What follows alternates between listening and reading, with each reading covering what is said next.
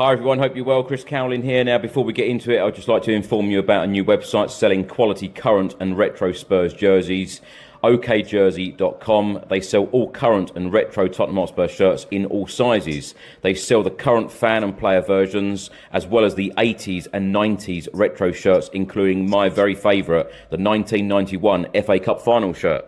You can order very easily from okjersey.com, and if you use the code Chris, you will receive an 8% discount off your final order. You can also use the QR code on the top left of your screen. And by the way, they also have some training wear here and the 25-26 colour special edition jersey. Welcome back to the channel and welcome back to another edition of the Spurs Chat Podcast. In this edition, we'll be talking about Tottenham's defeat here at the Tottenham Hotspur Stadium, losing 2-1 at home against West Ham. Now, we're live on YouTube, live on Facebook and X. Please do get involved. Let us know how you are feeling right now as a Tottenham Hotspur fan after this defeat, another defeat at the Tottenham Hotspur Stadium under Thomas Frank.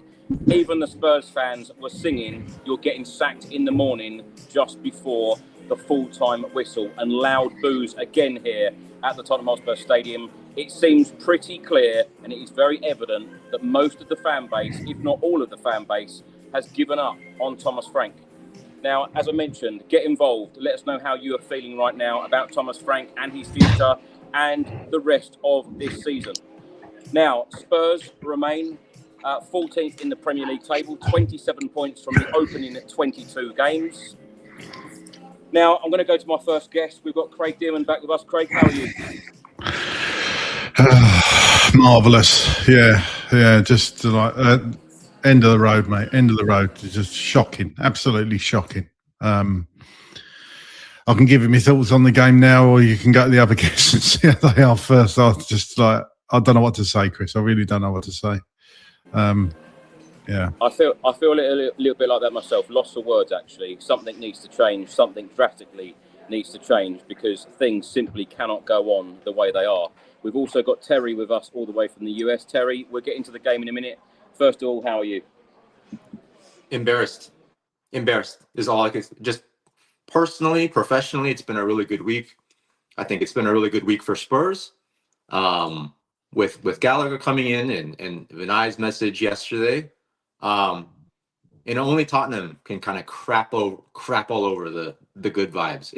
I was telling Craig, I'm a little hesitant to come on now because my blood's just still boiling. Chris, you seem pretty calm. I don't know how you're doing it. This is going to be a big event fest. It's the floor just gets lower and lower and lower. I feel like we are in hell as a club right now. It could not get any lower. The boos, Terry, the defeats here at home at the Tottenham Hotspur Stadium, I suppose I'm getting used to it, and that is not good. No. We've also got Colin with us all the way from Canada. Colin, how are you? Maybe a little bit like Terry, sort of in a state of shock. The game was such a roller coaster. Just a shocking ending, shocking beginning. Seemed to make some good adjustments in the second half. Bringing Basuma on, I thought, made a real difference. I know Terry was saying in the lead up that he was shocked that Tell came off, but I was thought when anyway, I'm getting into the details, but yeah, I think my opening comments here sort of reflect my mindset in that it's just I'm just, one of us has got to get out of that I'm speechless mode, but that's kind of how it feels right now. It's just I just can't get my head around what the hell just happened. Yeah, that's where I'm at. But good to see you all. Thanks for having me on. And Colin, we haven't met yet. I'm sorry about my man. It's very nice to meet you. I wish it Nice was to meet you. under better circumstances, but I am looking forward to dissecting this Yeah. absolute mess with you. And Yes. and Craig. Yes. Craig, let's come to you first. Let's get your thoughts on the game. And I must say, standing above the tunnel just a couple of minutes ago, even before the full-time whistle, the fans, certainly over by the South Stand, were singing "You're going to get sacked in the morning" to Thomas Frank. There were boos even before the full-time whistle. That's the first time that's happened this season. Lots of boos for Thomas Frank as he walked around the stadium clapping the fans. Can Thomas Frank get through this? Well, put it this way, I'm drinking a root beer. I wish it was a real beer, to be honest with you. That's how I feel at the moment. It's like drives you to drink this club. Does he survive it? Probably, because I'm not sure the board have got the cojones to sack him. In my opinion, he needs to go tonight. This can't continue. I'm absolutely fed up with it. He's had long enough to turn this around.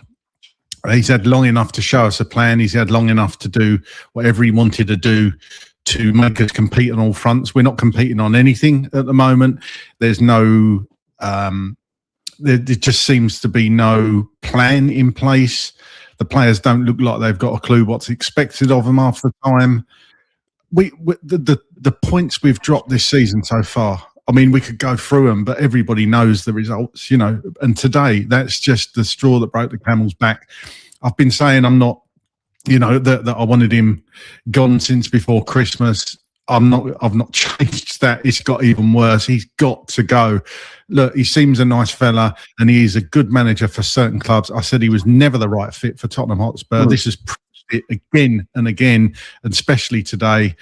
I'd wish him all the best, but surely Thomas Frank has to go. The board have to act tonight and get rid of him because this is not working. You talk, Chris, about things have got to change. Thomas Frank must leave this football club for us to move forward, in my opinion. I cannot take any more of this. I'm sure the fans feel exactly the same. The players just look absolutely defeated, just absolutely broken. This can't continue. We need a fresh restart, and I hate to say that, but look, you bring in an interim and then you look out for another manager in the summer. Bring in somebody like a Harry Redknapp or something until the end of the season. Get the players actually enjoying playing good football again. This can't continue. He's got to go. I'm really sorry for anybody that wants Thomas Frank in still. I'm not sure there is loads of you out there.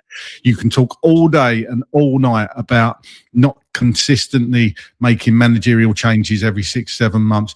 It's clear to anybody who watches football, this is not working and is never going to work. The manager has to go tonight. Craig, what did you make of the game itself? Because of course there were boos even at half time. Yes, there was. Again, sadly, first half was pretty abysmal. Again, West Ham probably deservedly. You know, just playing well. We gave them the chances, going leading at the break. Second half, again, funny enough, was a much better performance, but West Ham stood pretty solid. Really good header from Romero to get the goal. And then you just could almost see it coming. It was written in the stars. Callum Wilson getting the winner. I've got no problem with the goal, by the way. I'm not even questioning whether VAR should have disallowed it or anything. West Ham fully deserved the win, in my opinion.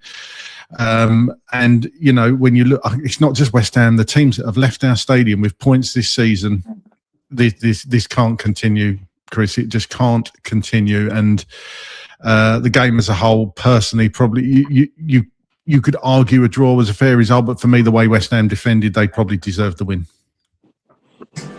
Terry, let's come to you. Let's get your thoughts on today's defeat. West Ham had the worst form in the Premier League coming in today.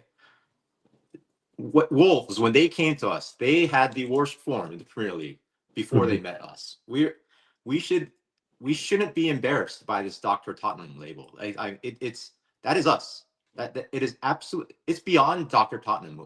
We should be Chief Surgeon General Dr. Tottenham. I mean, this team can cure cancer for the worst teams in the Premier League.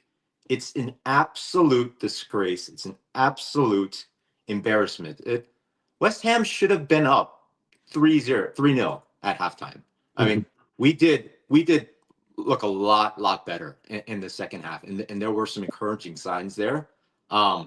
But when is the last time we had two good halves in one game? It's always this pattern, these last few games of just one awful half, one good half, or one good half, and then just one awful half. I don't understand where the spine is. I don't understand where the strategy is. Again, we had an entire week. I've said this before too. I question, what do they practice during the week? What do they work on during the week? Why is there so much disconnect between the players? Why do they not know where they're going to be? The strategy seems to be get it to Poro and please do something. Just cross it in. And like that seems to be the strategy. That's not a strategy. That's not like what Craig and I were talking about this. He said, I know you're probably still on board with Frank. Like every time I've been on this podcast, I've preached patience for Ange. I've preached patience for Frank. I flipped today. I think the last straw for me, Colin, you kind of alluded to it. When he brought off Tell, who I think was our brightest player, and kept on Odebear, who I think was our worst player by far. I don't know what Odebear offers as a Premier League player, honestly. But to me, that was the final straw. It's just oh, this is so hard. Again, it feels like we're in hell here. It's Chris, you had a guest a few days ago on one of the fan shows, Leo, who I thought was saying some crazy things about wanting Tottenham to lose against West Ham and Burnley just to get Frank out. And I thought what he was saying was crazy. Now I feel like there could be some merits to this. That may be the one silver lining in this. I don't know if you guys saw the scenes at Old Trafford earlier this morning here, early in the afternoon for you guys.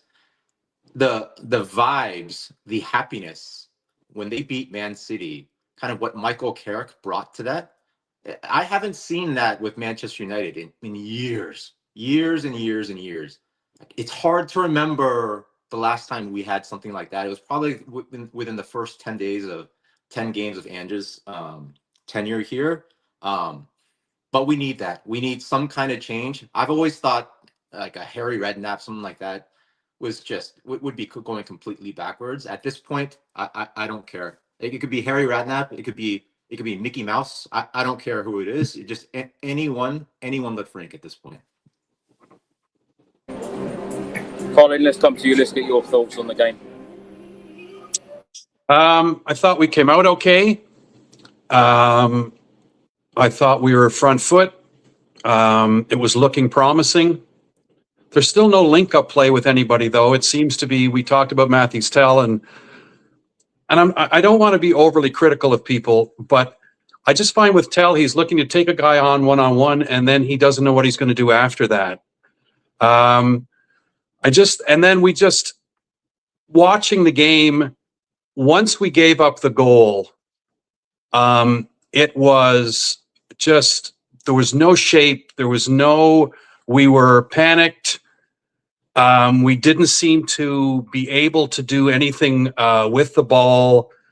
They looked, as Terry said, I wish I had a nickel for every time I texted to a friend. It's like, we make everybody look like they're going to win the Champions League. And that's really, we made West Ham look fantastic by times today, and then gutted it out in the second half to win.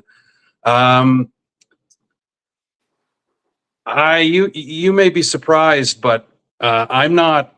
I know he's got to go. I mean, you're convincing me in the first 14 minutes of this podcast. We came out in the second half. We made some adjustments. I was actually a fan of taking Gray off, and I can get into that later a little bit. I thought Basuma and Wan-Bissaka actually in West Ham looked Akon fit, and they both played really, really well. But that's the best I've seen Basuma perform for us in a long time.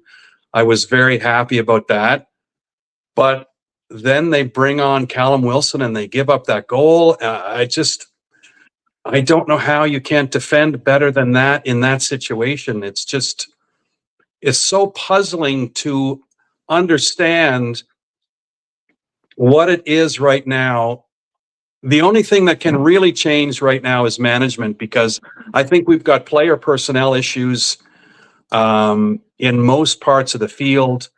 And today was, it was just, I'm just sort of getting my head around it now, because it was so incredibly crazy in many ways that we couldn't even hold on to the tie at home against West Ham. That's the bottom line.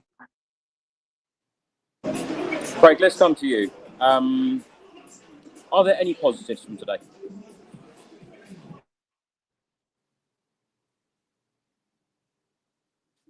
Craig, you're on mute. Thanks. Sorry, Terry. Yeah, there is a positive. Frank's one step nearer the sack after today. That's the only positive about it. Let me just share, anybody who's got any thoughts that Frank should still be in charge of this club. This is our last 25 Premier League games, if you like. Look at that. That's our last 25 Premier League games. 4 wins. I don't need to say anything else. It's just, I'm actually lost for words. Sorry, it's just awful. Let's get into it. Tottenham Hotspur 1, West Ham United 2. Somerville putting West Ham United 1-0 after 15 minutes. Romero getting Tottenham's equaliser after 64 minutes after a great cross-in from Pedro Porro. And then Callum Wilson scoring the winning goal in the 93rd minute. Now, the stats, Tottenham Hotspur with 61.9% of the ball to West Ham's 38.1%. XG, Spurs 1.68 to West Ham's 2.69. Shots, Spurs had 21 to West Ham 17. Shots on target, Spurs had 6, West Ham United 4. Total touches inside the opposition box, Spurs 51, West Ham United 29. Goalkeeper saves, Spurs 2, West Ham United 5. Aerial duels 1, Spurs 19, West Ham 25. Fouls committed, Spurs 12, West Ham United 17. And corners, Tottenham had 11 to West Ham's 5. As I mentioned, Spurs, after 22 games, have 27 points. We are 14th in the Premier League table. Now, next up for us, a Champions League game at home here at the Tottenham Hotspur Stadium against Borussia Dortmund. They have only lost 1 game in the Bundesliga all season. And, of course, next up in the Premier League for Tottenham, away at Burnley next weekend. Craig, where do we go from here? What do the board do? Because from what we're hearing and from what we all understand, they want it to work under Thomas Frank. They see and they show sympathy with Thomas Frank. The fact that we're missing a lot of offensive players. We're midway through a transfer window. It seems they really want this to work. We've been through so many different managers. Would it be the right call to sack Thomas Frank at this point and bring someone in? Because when I mentioned yesterday to you, at the point yesterday, we were 6 points away from 5th and we were 6 points above 17th. Where do we go in this second part of the season? There is still an opportunity to grab a European spot for next year. So where do you think the board is at the moment? What is their thinking? I don't actually know. If I think what the board is thinking, like everything you've said, all the evidence we've got, they want him to stay and they want it to work. Thing is, we've been saying for weeks, if he doesn't win this game, if we don't get a result in this game, surely they got to look at sacking him. Look, I agree. If you can see something is in the works, that there's plans, that there's just something you can cling on to, then you shouldn't be making changes. Absolutely. But surely this has come to a point now where you can't justify keeping Thomas Frank at the club. It's got to a point where the fan base has turned so much. It's all very well you saying you want it to work, we're going to stick with him. We're going to lose out on European football if we stick with Thomas Frank. You've seen our February fixtures. It's horrendous. It can't continue like this. And people saying about bringing in, when I said about bringing in Harry Redknapp, I was just really using Redknapp as an example as somebody that can galvanise the players and the team together and the fan base. Just somebody who gets the club. I personally don't think Thomas Frank has ever got us as a club, and you need to do that. As I say, it's probably likely would be an interim appointment. And then reassess in the summer. I know who I'd have back. I'm not going to go over it again. I'm not going to say his name, but he's a manager of a certain national team at the moment. So we'll leave that one there. But I think for the short term, you've just got to bring in somebody that can galvanise everybody back together and just give it a shot. I just don't see another option for the board. I can't see how we can keep him in the job. I mean, we were saying we should have won these next two games, Burnley and West Ham. Well, we've lost to West Ham. Don't hold out much hope in the Champions League. Burnley away is going to be a tough game. I'm sorry. And really, even if we won at Burnley, what does that say? What does it, does it prove anything? Does that mean we're on the right track? No, it doesn't. We've got enough evidence there. We've got enough evidence to see this isn't working. And you can talk about injured players and creative players all day long. I just think another manager gets more out of this squad and this team than Frank does. And it's not like I'm sitting here enjoying berating Thomas Frank. He seems like I've said before, a genuinely nice guy. He's a good manager for a certain club. I just don't think he fits Tottenham and never will. Terry, let's come to you. Let's talk about the starting 11 today. Vicario, Javi, Tell, Gray, Romero as captain, Gallagher making his debut, Pedro Porro, Odegaard, Davis, Van der Ven, Mawani. The subs today, Kinski, Dragusin, Danso, Basuma back in the squad today for the first time this season. Udogi, Bergvall, Solanke, Spence and Scarlett. What do you make of the starting 11 today? And great to see the signing of Conor Gallagher. Let's also ask you about his debut. How do you think he got on? Yeah, I was really happy with the starting lineup. To be honest, I think Davis has looked really good for us the past few weeks. He definitely offers something different on that left side with pinging those left-footed balls in. That honestly just Spence just simply doesn't. I feel like maybe it was an ominous sign of things to come when Gallagher got that head injury. I think it was 19 seconds in, and of course we've heard all about he's never missed the game through injury. I'm heartbroken for Ben Davies. It seems like that's something serious. I don't know how much longer he has with us. I think he's been an incredible servant for this club. I think he's always played whatever role he's been asked to, and he served very valiantly throughout that. So I'm heartbroken for him.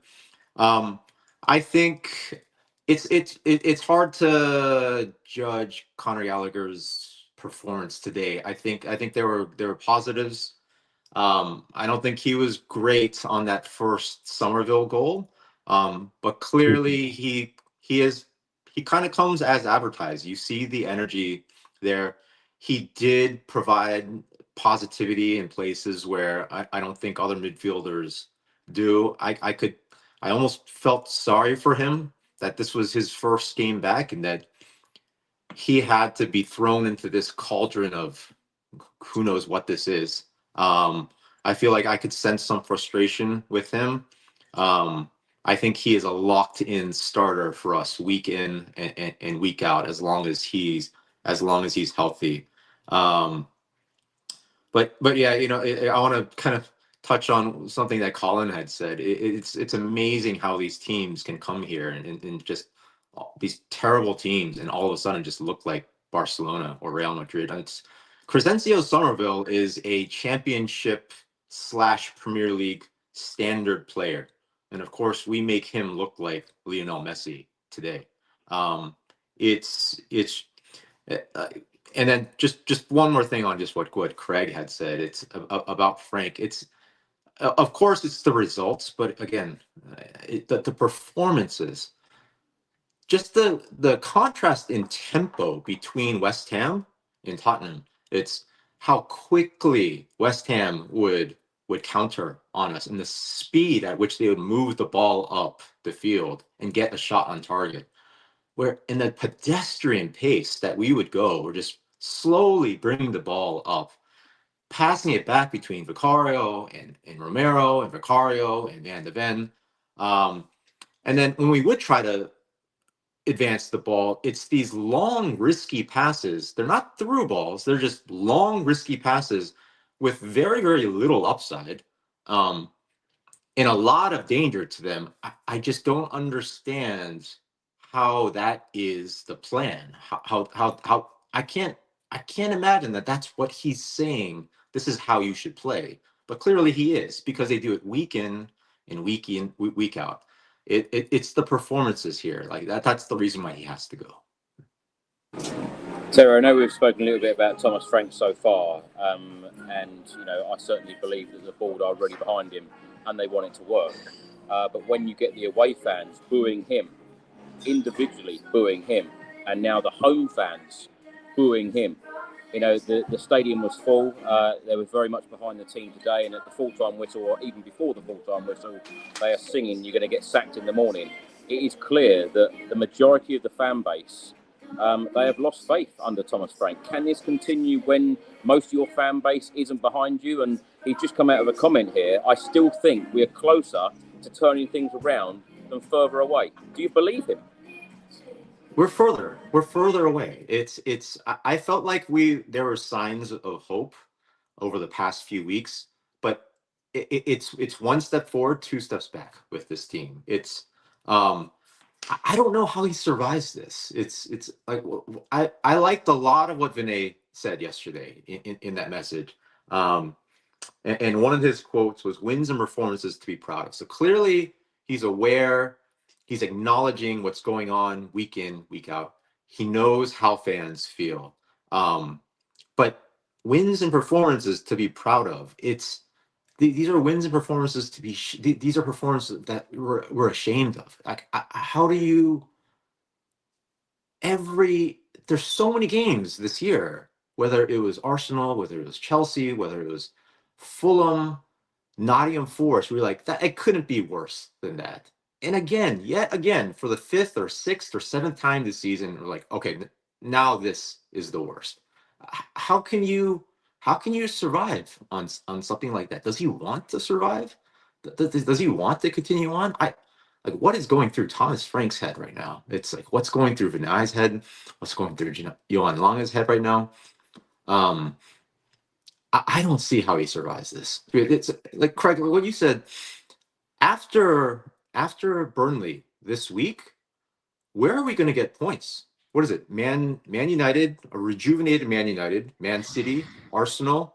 I forget who the 4th team is. Like, where are we? Newcastle, is it? Points for them. Newcastle. Oh yeah, we always do so great. We always do well against Newcastle, right? So, where are we going to get points from? Then it's Fulham away. I mean, where are we going to be in the table 4 or 5 weeks from now? Like, how much longer can we let this slide go on? Like, is there a level below hell? Like, what is that? Colin, does Thomas Frank, does he turn this around? Because how can you have the majority of your fan base calling for his head to go from this football club? Can he turn this around? Because I'm sitting here thinking this is going to be an extremely difficult job for him right now. And I think it's very, very fair to say no one is enjoying this right now. No, and he's not enjoying it. I mean, the look on his face when they surrendered that second goal, he was devastated. I think Craig has said twice so far today that he's not the manager for this club. And I think that there's something to be said for that. I was shocked the other day when I was watching and realized in a discussion that we are halfway through the year.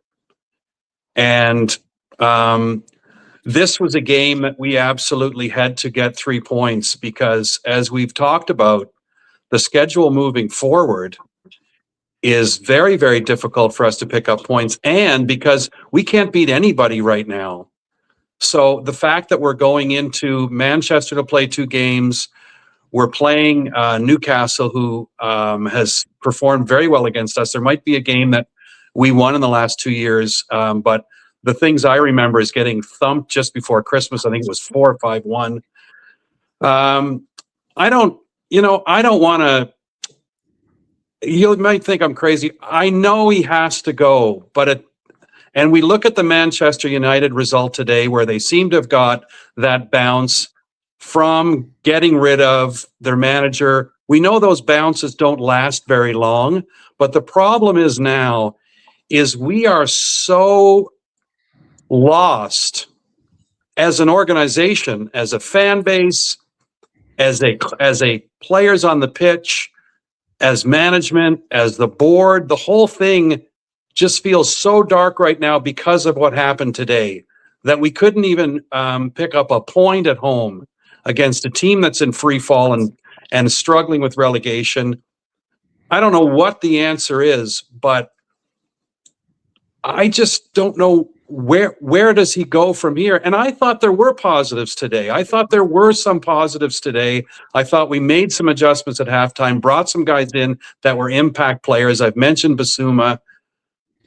I liked it to a degree, but then it's that thing at the end that was just unbelievable. So I don't know what you do. I think you either keep them till the end of the year or you get rid of them tomorrow. You know, that's where I think we're at. I think we have to make a decision that this is either going to somehow turn around to the point where we can put some points in the standings, or it's done. Before we move on to talk about the game in more detail, Colin, can I ask you about Vinay Venkatesham's statement to the Tottenham Hotspur fans? When you read that or when you heard it, do you feel more confident? Do you feel like he is going to address a lot of these issues and things will get better in the near future and in the long run? I think a couple of things. When I first listened to it, I liked what he said the first point, and then the second point, I was like, oh man, I bought this CD a while ago and I've heard it a million times. I think he had to come out and say something. You know, I've said this before in the program, but there's the old owner of the Raiders who used to say, just win, baby. Terry, you might remember who that is, right? So yes, thank you. So put some points on the board, do something, and picking up Gallagher this week was something that we can say, yeah, good, solid January transfer window signing. We definitely need him. We were lucky to get him with Bentancur going down. His statement is something that, I'm not being cynical, but we've heard this before. We've heard these pronouncements before. I don't know the man. I hope that it's true. I hope that there's going to be a change in the way we move forward. And I hope there's a change in taking the amount of fan support and the amount of revenue the club generates through fan support. I hope that we're not going to continue to take that for granted, because I feel it's been taken for granted in the past. It's one of the biggest clubs in the world, and they've rested on that. They've produced a lot of revenue despite having very, very spotty results since Pochettino left. And I hope they realize that perhaps that gift that they have in the unwavering support. I know people want this guy to go and they want that guy to go, but at the end of the day, Tottenham fans to me seem to be Tottenham fans. They're locked in, but they get frustrated, and that's natural. That's our role. So the thing is, it's a time thing. As you've said, Chris, you can't get a lot done in January. We might pick up another player, but we can't get a lot done, and this team needs to be retooled. We've got a lot of youth up front that lacks experience. We don't have a lot of depth up front. We've got other holes that need to be filled. So it's a process. So if the process is going to begin, does the process begin with keeping the manager, doing the best we can in January, moving forward, or does the process begin with getting rid of the manager? And really, we're not going to get a lot done in January, and we're going to have to wait till the end of the year. So what's the fate of the year with the club? And he can't turn that around overnight, as he said himself in his comments. And we have to realize that as well. Hey Colin, just one thing, Chris, if you don't mind, I'll just say the only reason why I liked this CD a little bit more was that there was just a little bit more specificity than there has been in the past. Yes. I mean, there's been all of Levy's statements were very general, kind of pie in the sky type of generalizations. Like, to get into specifics, like talking about wage structure, talking about specific positions that are going to come in, like a chief communications officer, a chief marketing officer. That's a level of specificity that we haven't had before, and I appreciate that from him. I agree with you, and especially the comment on the wage structuring. Yeah. Because if we generate all this revenue, we don't spend like a top 10 club. And that's why I'm cynical to a degree. I'm not cynical about the gentleman that spoke yesterday in his comments, but and you're right, the specificity provides some window of optimism moving forward, but we've got a long way to go. Yeah. Craig, before we come to you, we're now going to hear from Spurs captain Christian Romero on the 2-1 home defeat. Kuti, thanks for joining us. Just give us your assessment of the game today. Honestly, another loser game at home. For me, only one message for the fans. Thank you for always stay with us. It's difficult and also disaster moment for us, but especially in this moment we need silence. Back tomorrow in the training work hard every day and stay all together. In 3 days, I have another big match for us. And this moment is like this: silence and work hard. I'll go again. And as captain, how do you lift the group? It's such an important game coming up in the week. Nothing. After the game, go to dressing room.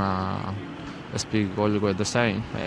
It's difficult moment, you know. It's like disaster, but nothing. In Champions League, I have another big opportunity for maybe win, go to top 8, and maybe go to next round. Is the most important thing now.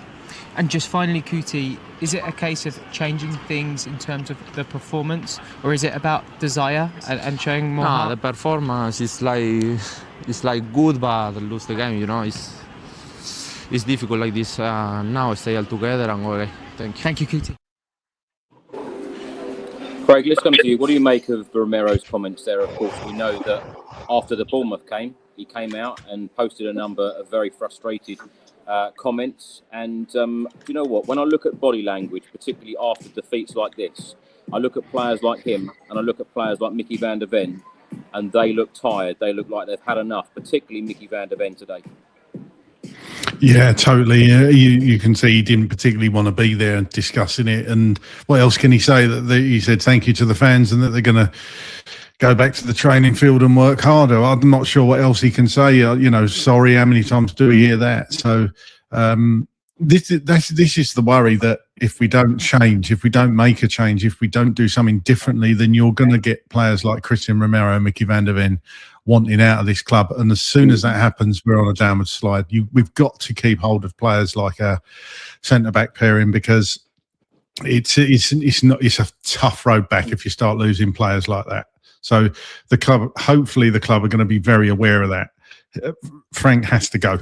He's got to go. There's just no coming back from this. I can't see how you can justify keeping him in post. I'm sorry, but I will say it till I'm blue in the face now. He's got to go. He's had long enough to turn it around. We haven't seen any green shoots, nothing at all, apart from the odd passage of play in certain games. It's just not enough. We should have been beating West Ham today. They haven't won a game since God knows when, and now they have. And we'll be in a relegation fight if we're not careful. That something's got to change. After February, you can't see us getting many points in February at the moment. We could be right down there, and that can't happen. I've always said this season, particularly after defeats like this, and there have been a lot, that we must see signs of improvement. We must see positive signs week by week, month by month, match by match, but we haven't. Craig, let's stay with you, because Conor Gallagher was down injured after just 20 seconds or so into his Spurs debut. And I think we all felt like, here we go again. Typical Spurs, we sign a player that has never, ever been injured, like Terry mentioned earlier. Luckily, he did get up. 4 minutes into the game, cross into Tell, who blasted over the bar. After 14 minutes, West Ham United crossed from the right, headed down, shot over the bar. And then just a minute later, the goal come from Somerville, putting the visitors 1-0 up. What did you make of the goal? I just thought it was bad defending by us. I thought there was a lot of space. Somerville, we made him look like Lionel Messi today. I don't think Somerville's a bad player. I actually like Somerville, especially when he was at Leeds as well.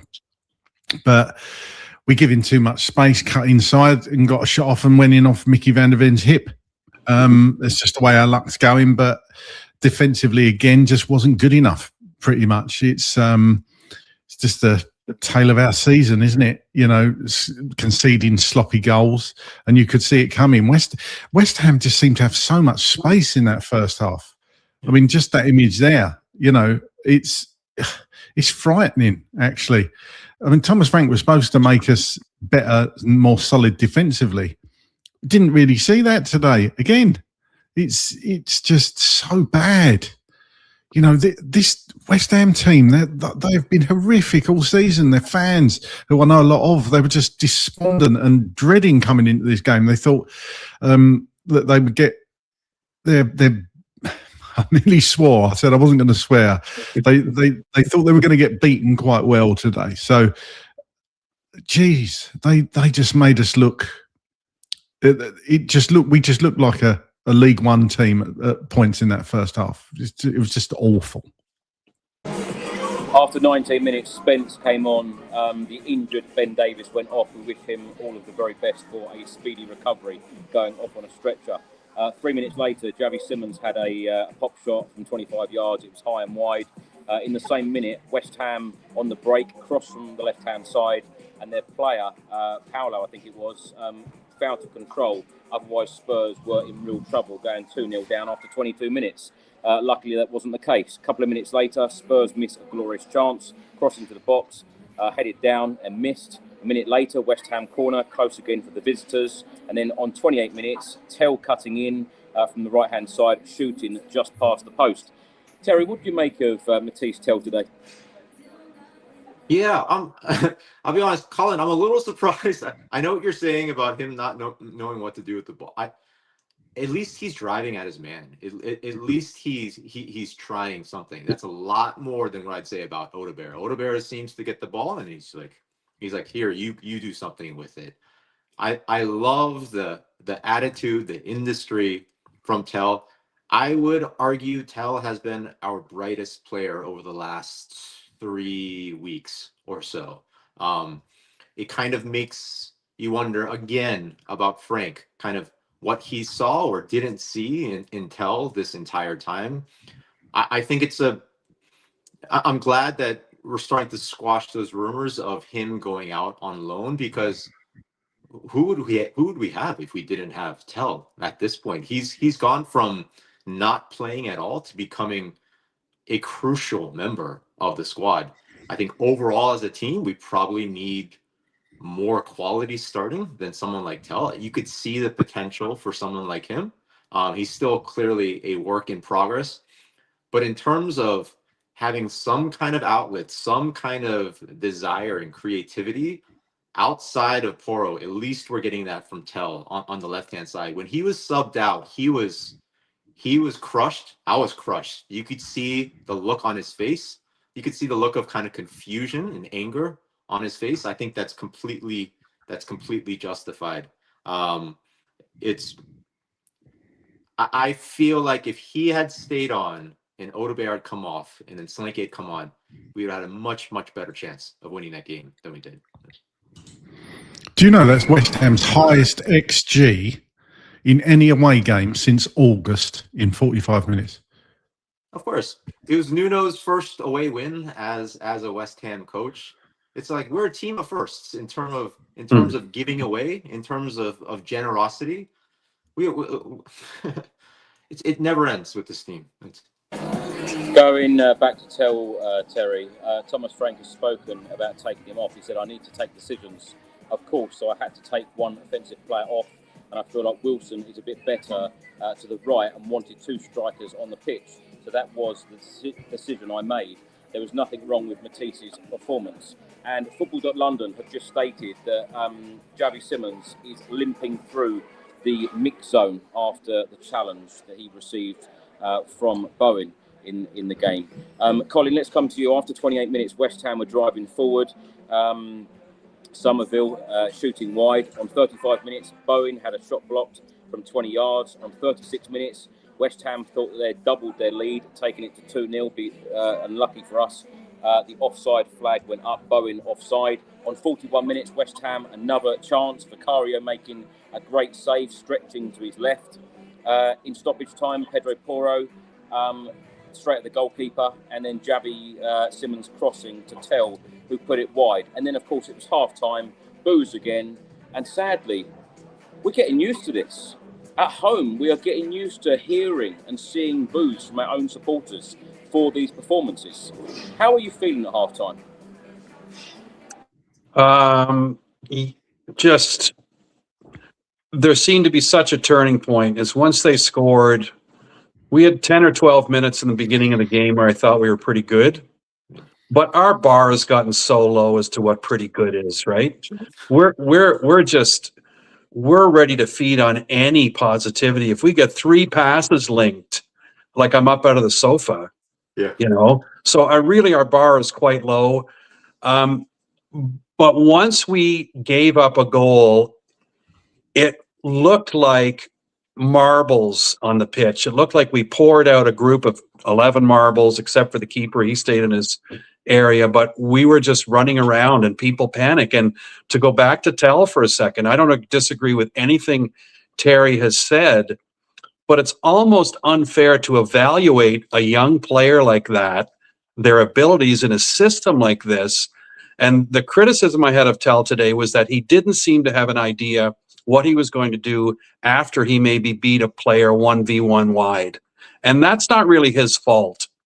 So at the end of the first half, I did kind of think, because it's West Ham, it's not Real Madrid like they looked, and at the end of the second half, we've got in this situation with other teams that are low in the league that we're chasing them around, and they're very composed and they're handling the ball very well, and it's almost embarrassing.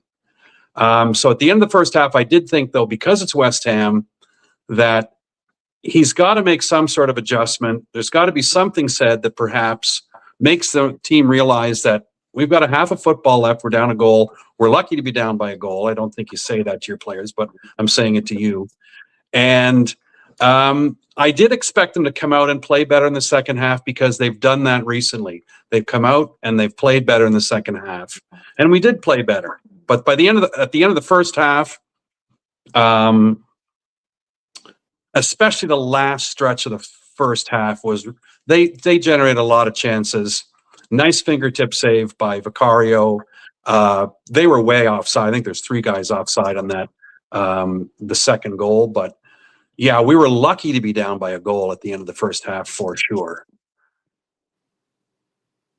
Craig, let's come to you. At half-time, Thomas Frank took Archie Gray off, bringing Basuma on.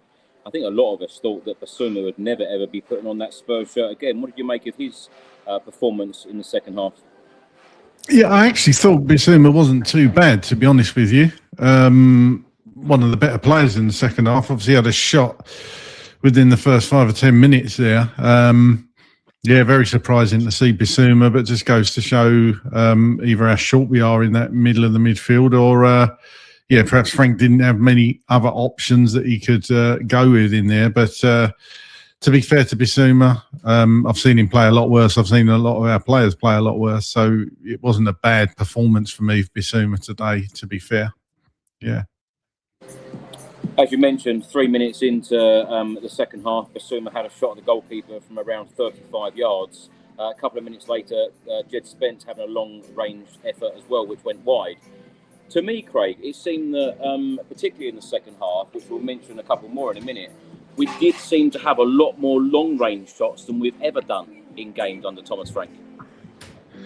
Yeah, whether that was, again, the players throwing the game plan out the window, or whether that was a tactic, I don't know. Perhaps they looked at Areola and thought that he was susceptible to long shots or spillages. I mean, he did spill 1 or 2, but on the whole, I thought he played pretty well today. He made a very, very good save in the second half as well. I think, as Terry said, though, you know, our plan is to sort of get Porro on the ball and then just cross the ball in and try and score from crosses. There doesn't seem much other examples I can tell you of how we get the ball to our strikers, other than a cross all the time from the right hand side. And of course, if you're half decently organised with decent centre backs, or Souček in there today to just drop back and head the ball clear, we know he's good in the air, then they're just going to lap it up every time. So I just don't think our attacking options are. I don't think we're making the best of them, and we're just almost too predictable sometimes. Terry, let's come to you after 59 minutes. West Ham, another chance, crossing from the right-hand side. Shot went over the bar. On 61 minutes, West Ham were through. It was Somerville, but a great tackle from Spurs defender Mickey van der Ven. What did you make of us defensively today? It's, we've been talking about how we thought that Frank would come in and make us more compact defensively. This is a strange one for me because I feel like just generally we are less open than we were last year. There's always pockets during the game where the opponent seems to score so easily. So going back to that first goal, it's so open. If we look back at last week's game as well, the way that the teams would just cut through us through the middle and just the space that we give them. But then at other parts of the game, like we're really solid defensively. So it's a strange one. Like you can apply that to the crosses as to the set pieces as well. I thought that we were supposed to be really improved on the set pieces. I don't see where we're practicing there. Like what's going on there. Craig, I think you made a really, really good point about Van de Ven and Romero. It's what would we do without the two of them? Really, where would be if we didn't have those two? We would be a relegation club. We would be in a relegation battle right now. And honestly, I feel like the season's lost, right? So it's my biggest worry now is it just getting so low that Van de Ven and Romero are going to want to leave. And I'm gutted when I hear these pundits saying that Van de Ven and Romero they deserve better, right? But it's true. That's why it's gutting for them personally, as players, as humans. You want better for them. I mean, that Romero interview that you just showed, like he started off just like, where do I even start with this? We feel the same. We feel the same, though, Terry. Yeah. Exactly. He looks exactly like we would look and you can see when you see both Romero and Van de Ven driving up the field, they're like, we've got to do something. Like clearly these people in front of us aren't going to take the game by the scruff of the neck. So we at least have to try to do that. I mean, that Van de Ven tackle on Somerville in the 61st minute was the best moment of the game. And like to see him, how many times have we seen that from Van de Ven? How many times has Van de Ven saved us? How many times has Romero stepped up, even just this season? Like that, his goal. I know we'll get to it, but it's like to take command and to do that. It's they really deserve better. I'm really afraid of losing those two players. Colin, let's come to you on 62 minutes. Basuma with another shot at the goalkeeper. It was nicely teed up for him. Goalkeeper saved. In the same minute, Tell was taken off. Solanke then came on. And as Terry and Craig have both said, the fans did not agree. You know, a lot of the fans were booing at this decision. And it did remind me, actually, a lot of when Nuno Espirito Santo took off Lucas Moura. And the fans were actually singing, "You don't know what you're doing." That didn't happen today, but it just reminded me of that situation because Tell was, having a good game today. On 64 minutes, Spurs made it 1-1. Pedro Porro with a delightful cross, and what a header from captain Christian Romero. What did you make of the goal? A friend of mine texted me and said our two best attacking forwards are our two center backs. So, to go, it was a great goal, and it looked like we were going to continue that momentum and move forward. But to go back to something Craig said, and then Terry picked up on as well, and I'm glad they both said it because I feel the same way. We're looking at metrics that say we're better defensively, but look at the Semenyo goal. Look at the room that was there and how heartbreaking that was. I mean, Porro gets beaten to the inside today, to the middle. That's like defending 101. You cannot let him cut back and get to the middle of the pitch there. And then a couple of people sort of, commented on Gallagher's recovery from that, but it's pretty hard for Gallagher to be in the right position when Porro just doesn't do the fundamentals of his job, is to keep that guy to the outside. So the goal was great. And we were pressing, we were moving forward from that. We looked better.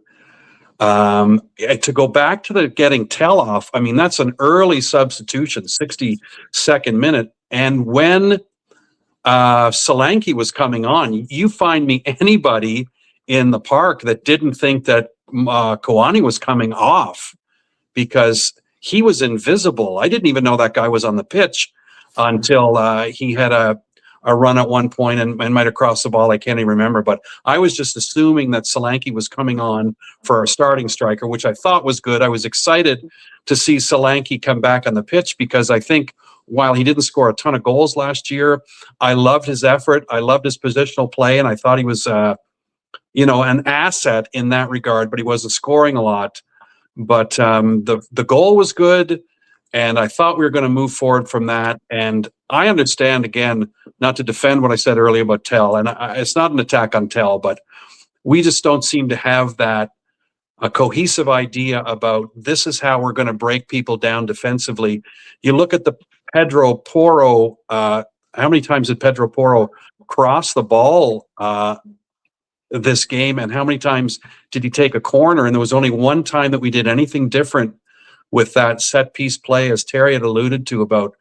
It seems mysterious that people are saying our set piece play has improved as well, because there was only one time we did something different with a cross, and every time Pedro Porro hits the ball in the box, for me it seems to go to the same place, and there seems to be a crowd of about 10 players there, and it's almost like the cross is putting it up for grabs, and that's not been super effective. So after that first goal, of course, I was thrilled. I was, okay, let's go. I thought, wow. I was aware, of course, of coming on the program. I thought, what if we get this game? What if we get the 3 points? What are we going to talk about now in terms of management? Are we going to say that, look, hey, okay, we picked up 3 points here. We're moving forward into a tough stretch, but this game was crucial. We got nothing. Like, that is still the shock. It's an hour in. I'm coming to terms with it now, but to get nothing out of that, and to be going into this lion's mouth of fixtures coming up in the next 4 weeks, this game was so important. That goal, the 1-1 goal, was so important. An incredible effort by Romero. Amazing to push forward like that, make a great run, and then we kept pushing, but up to that point, I was thrilled. 1-1, baby, let's go. Maybe we're going to make this a 2-1 game.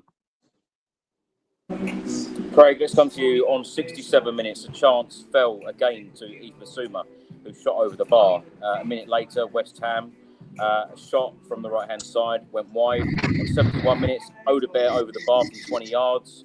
Javi also had a shot towards the end of the game, which the goalkeeper saved. What did you make of the performances today from Javi Simmons and Wilson Odobert? Not the best. Odobert did have a few runs that he looked dangerous in, to be honest with you. Javi Simmons was pretty non-existent in the first half, I think, but both you just want to see more from them. Javi Simmons did come alive a bit more in the second half, definitely.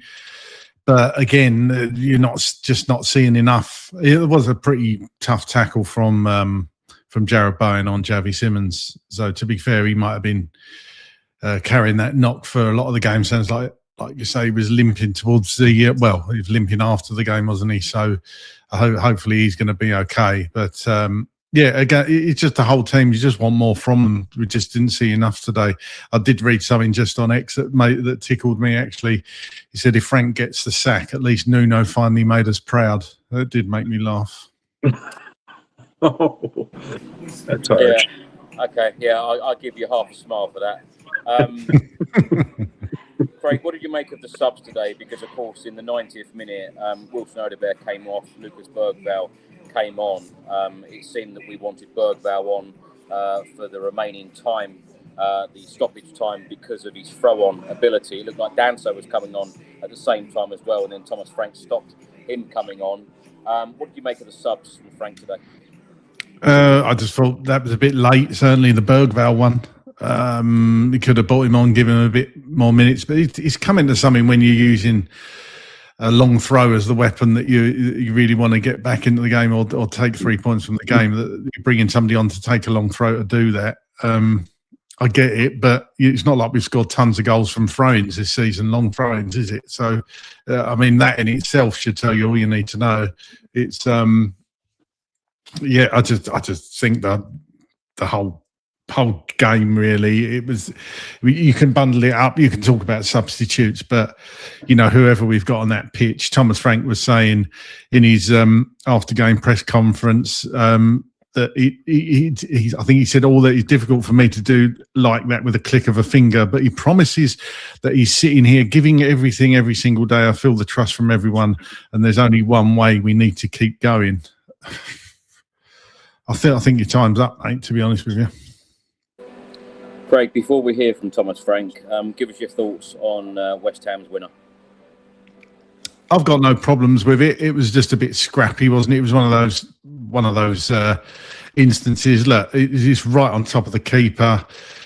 You see these week in, week out. You could talk all day about us not defending well, but that's a great ball in.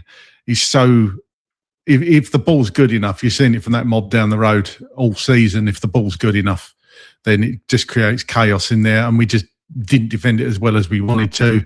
Had to be Callum Wilson just come on. He had a chance just before that to actually score from open play, didn't he? So we were lucky to get away with that. That Pedro Porro tackle or slide obviously stopped that. I want my goalkeeper to be a bit stronger in that situation, to be honest with you. I can see somebody like a Donnarumma or an Alisson punching that away. But look, really scrappy goal, probably summed the game up, to be fair. And in my opinion, West Ham probably deserved it.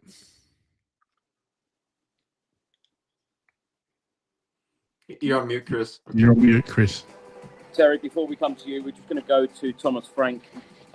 This is the post-match press conference. This is about 9.5 minutes long. And then when we come back, we'll ask you all about Thomas Frank, and we will finish by talking and previewing the Dortmund game on Tuesday. Hi there, Thomas. How do you assess a game like that? Emotional, extremely tough. To try to assess it and have a calm brain. I think there was a lot of the same things in this game, like like the Bournemouth game.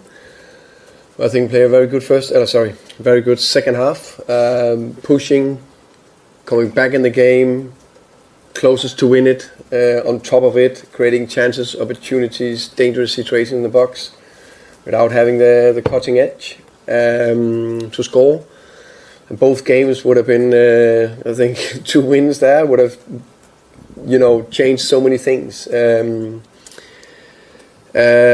Both games, if you can't win, don't lose. So of course we need to do more in the 2 goals we conceded in Bournemouth, and we spoke about that, and today as well. Of course we give them nothing away for 45 plus 5 minutes of injury time, second half, and then we gave a chance away and a corner and a goal there, which of course we can't do. I think the boys worked so hard. They did everything right second half. I think first half started well, the first 15, very well. Then we, typical in the spell behind, they scored a deflected shot. We can always discuss a few bits we could have done better before, but still deflected shot. And then I think we lose control and a little bit coolness and calmness. I think we're rushing too much. We're throwing the ball away too quick. But I think all that we got addressed and changed second half. Unfortunately, couldn't drop for us. How frustrating is you've had a full week to obviously work with the team. You've spoken about training and working on the attack, and still not to have that cutting edge. Yeah, but I think I think you could see signs of it that has really looked right. But of course, we can only talk about it here. But I think it looks. I think Colin looked sharper. I think Xavi got in some top positions. Matty as well, Wilson as well. It's good to have Dom on the pitch. But I also think it's a sign that the goal is scored by Kuti, our captain and centre back, and we didn't have enough chances or the cutting edge from the offensive players on the day, and that of course As no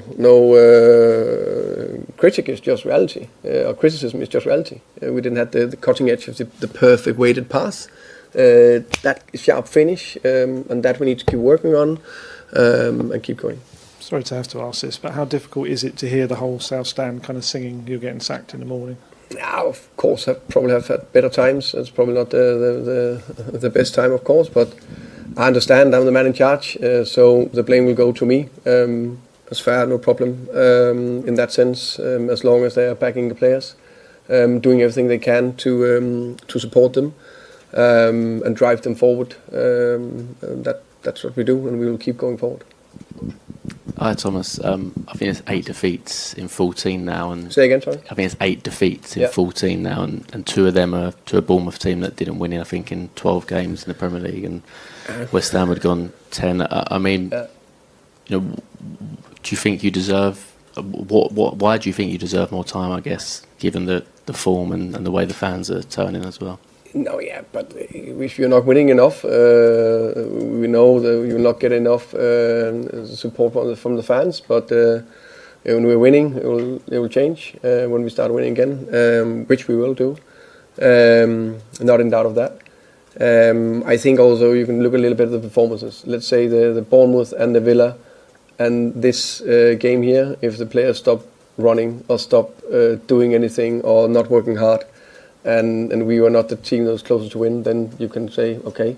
But I think the team is working very hard, and I still think, and I know it sounds a little bit crazy, that we are close to something very good than further away. I think you all saw the game today. We could easily have won this one 2-1. I think it's no excuses, but also the reason we're a little bit down to the bare bone with players, and we also need some of the offensive players to score a goal or two. All that. It's difficult for me just to do like that and click with a finger. But I can promise that I'm sitting here, I'm giving everything every single day. I feel the trust from everyone, and there's only one way, we need to keep going. And I guess with the substitutions, Dom coming on, obviously a big boost. Why Matty Tell? It felt like he was sort of one of the best attackers out there, and obviously that did get booed as well from the fans. Should be said. Yeah, but I need to take decisions, of course. So I had to take one offensive player off, and I feel Wilson is a bit better to the right, and I wanted 2 strikers on the pitch, so that was the decision. There's nothing wrong with Matty's performance. Hi Thomas, are you aware your team selection was doing the rounds on social media last night? Yeah, Anthony told me. How do you feel about that? Because it's happened, I think, before as well this season. It feels like there's a leak somewhere. It's not optimal. I don't think it's the first time in world history or football history. It happened also in other clubs. Of course, I prefer it not to happen. Yeah. Your predecessor last season talked about there being a mole in the club. Are you worried about that? No, I'm not. Thomas, you talk about how the players kept fighting in the second half. Is that what gives you the most hope that you can still turn this around, that they still appear to be putting it in for you? Yeah, but I think I know we say that they play for the head coach or me or where they are. I hope the players are playing for the club, the team, each other, the fans, me, the staff, ownership, everything. They play for the families. That's what I hope.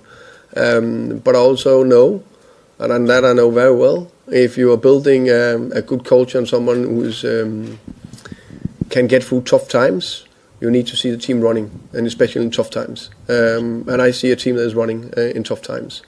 And I also see a team that's doing everything they can to turn this around. And I also think you can see that in quite a bit of the performances, even that is very tough. Sure. And what's your message to those fans in the South Stand who just were overwhelmed by the frustration in the end?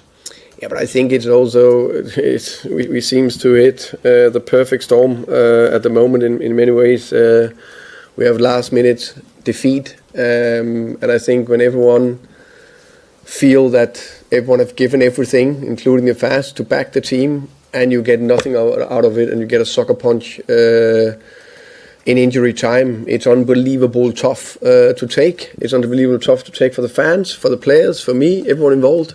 And football is emotion, so I understand why it's tough. I can promise everyone it's extremely tough for me as well. So I think everyone involved in football knows this is just tough. But there's only one way. It's keep going. You can't feel sorry for yourself. Of course, I think probably tonight a little bit down, but then you need to go again. There's only one way. That's going forward. Just two, if I may. First of all, Yves Bissouma, we haven't seen him all season. Obviously, he went away for African Nations Cup. You played him for half a game now. I mean, it felt as if it's almost like a last throw of the dice because you haven't used him up to now. And secondly, were you aware of the open letter from Vinay to the fans and the tone of that? What was your view of the things he talked about, the disconnect between the team and the fans? Two things. First, it's good to see Bissouma back. He's been injured for a long time, and then he was in Africa, and I think he came on the pitch and did well. Two, yes, I've seen the letter, and I took 6 straight positive things out of the letter, not apparently the negative thing. I see. What I take out of that letter is that a club and executive team with Vinay on top that are aligned and know that this is a big transition phase and it's a super tanker we're turning in the right direction. And there's a lot of good signs behind the scenes, also in some of the performances. But of course, when you lose last minute to one of your rivals, it's very emotional in football, and there'll be noise. And that noise we need to, keep it out there. And get head down and keep walking, keep doing the right thing. Okay, thank you. Thank you, guys. Let's just get all of your opinions on Thomas Frank's comments there in the post-match press conference. Craig, let's start with you. The thing that stood out for me is that he said or was the effect is closer to being good than we are away from being bad. That's the one that really stood out for me. I don't know what match he's watching. I genuinely don't know what he's watching because I can't see that at all. I think it's getting worse week by week. It's just appalling. That's the only thing I've got to say on it. Really, everything else was just hot air. It's depressing. It's sad. I just find it very sad that where we are at the moment. And, we could be slipping towards that relegation zone. And people will laugh at that and say that there's 3 worst teams in the league. Well, we just lost to one of those 3 worst teams in the league. We haven't done brilliantly against Wolves. So it's just, somebody said in the comments there, it's just delusional. Absolutely delusional. I don't know what Thomas Frank was watching today. There's no way that we're getting better. No way we're near being better than worse. I don't even know what I'm referring to there, but I'm sure you get the gist of what I'm talking about. It's just terrible. Anyway, I'll let the other 2 guys talk. Terry, go for it. Yeah, it's hard to objectively view these press conferences now when we feel the anger and the frustration that we do. I mean, I think we all would watch his press conferences when he was a Brentford manager and be really impressed. Whether it was a win or a loss, be really impressed with Thomas Frank. And that's part of the reason why a lot of us, including me, we're excited about having him as a coach. But it's really hard to listen to. It's like Groundhog Day. Like, he has a few phrases that are kind of his greatest hits that he brings out again. Like, I wrote down, he says perfect storm. I don't know how many perfect storms you can have week by week by week. He said Colin looked sharper, Odegaard as well. That's crazy talk to me. Absolutely crazy talk. I take pretty detailed notes during the game. The only thing I put at 71 minutes was Odegaard is so bad. That's all I put. It's just Odegaard. I used to feel sorry for Frank because he gets a lot of tough questions and he gets a lot of the same questions again and again and again. 2 questions that really stood out. So Ali Gold asked him straight up about hearing those chants about you're being sacked in the morning, I kudos to Ali Gold for bringing that up. George Sessions asked him, "Why do you think you deserve more time?" Kudos to him for asking that. It's I know that he's trying to show the positives. Frank said we could have won 2-1.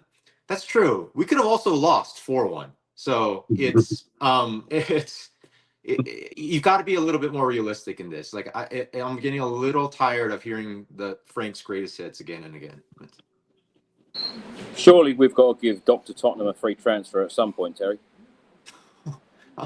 I will personally take him anywhere to Mars, to anywhere. We've got to get rid of this. This is not sustainable for us. Like for our health, this is not sustainable.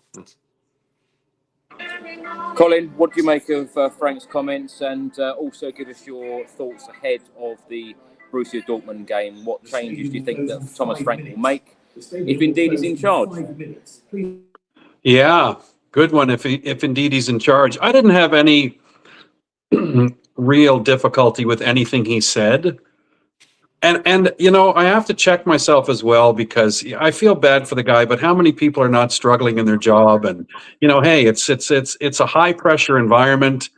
You're getting paid a lot of money. That doesn't change the fact that it's a high pressure environment. But yeah, you're going to be okay, irrespective of what happens. You know, you're going to land on your feet. And so a lot of people are dealing with a lot worse than Thomas Frank, with all due respect.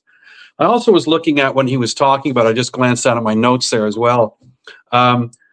When you think of Tel, Odegaard, Xavi, and Muani, who started today, how many goals do those guys have collectively? It's got to be 10 in the EPL, if that. We don't, you know, I understand that Thomas Frank is fighting for his professional life right now, but the problem goes a lot deeper than Thomas Frank. And we're putting a lot of pressure on a lot of very young players. You know, I was talking about Archie Gray with a friend of mine, and I said, I think Archie Gray is obviously an incredibly talented young man. But when I watch him out there, the poor kid's played so many positions, I don't think he knows what he's doing half the time or what they want him to do. I said, when he plays instinctually and he kind of makes his own decisions, he's much, much better. But I think a lot of these guys are in over their head a little bit in terms of how many minutes they have to play game in, game out. I don't think any of those guys I mentioned would be starting for anybody. Liverpool, City, those sorts of teams, those guys would be brought along. I can't help but always think of Phil Foden. And I remember watching City and I'm like, why isn't this kid playing more? Why is this taking so long to get him a regular spot in the rotation? And our guys are in regular spots in the rotation when maybe I don't think they're ready to be there. So moving forward to Borussia Dortmund, I like the starting 11 today, with the exception I'd like to see, obviously, Solanke in that striker spot. I think he's we haven't got a lot out of Colin Muani yet, and I don't see that changing. I thought he was invisible today for the most part. And I don't know if it's fair to criticize players based on their performance if they're not getting a clear idea of what they have to do when they're out there, and they don't look like they do have a clear idea of what they're supposed to do. So we know that Muani's been better and Diffie's been better. Was better in the Champions League for us. But anyway, I don't know. I mean, it's got to probably more the same. I don't know. I've written off the Champions League. I just think that's we're not going to get anything out of that.